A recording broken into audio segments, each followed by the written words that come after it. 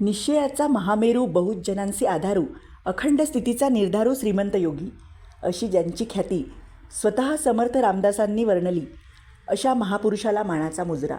त्यांचा जन्म 19 फेब्रुवारी 1630 साली झाला. त्यांच्या मातेचं नाव जिजाऊ, वडिलांचे नाव शहाजीराजे आणि त्यांचा जन्म शिवनेरी किल्ल्यावर झाला. शिवाई देवीच्या नावावरून त्यांचं नाव शिवबा ठेवण्यात आलं. गर्भावस्थेतच जिजाऊंनी शिवबाला रामायण, महाभारत यातील चरित्रांच्या जीवनदर्शनाचे संस्कार केले. बालवयातच स्वराज्याची तळमळ लागलेल्या शिवरायांनी वयाच्या अवघ्या 12व्या वर्षी आपल्या सर्व सवंगड्यासोबत रायरेश्वराच्या मंदिरात स्वराज्याची प्रतिज्ञा केली. तोरणा किल्ला जिंकून स्वराज्याचे तोरण बांधले. आपल्या वडिलांकडून मिळालेल्या 2000 सैनिकांच्या छोट्या तुकडीपासून 1,00,000 सैनिकांचे लष्कर शिवाजी महाराजांनी उभे केले.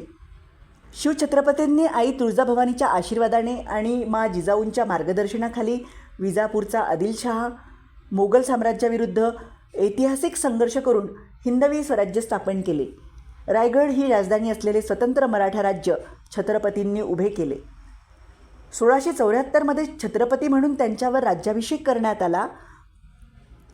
दत्तावतारी गाणगापूर निवासी श्री नृसिंह सरस्वती महाराजांनी स्वतः रायगडावर येऊन शिवाजी राजांना आशीर्वाद दिला.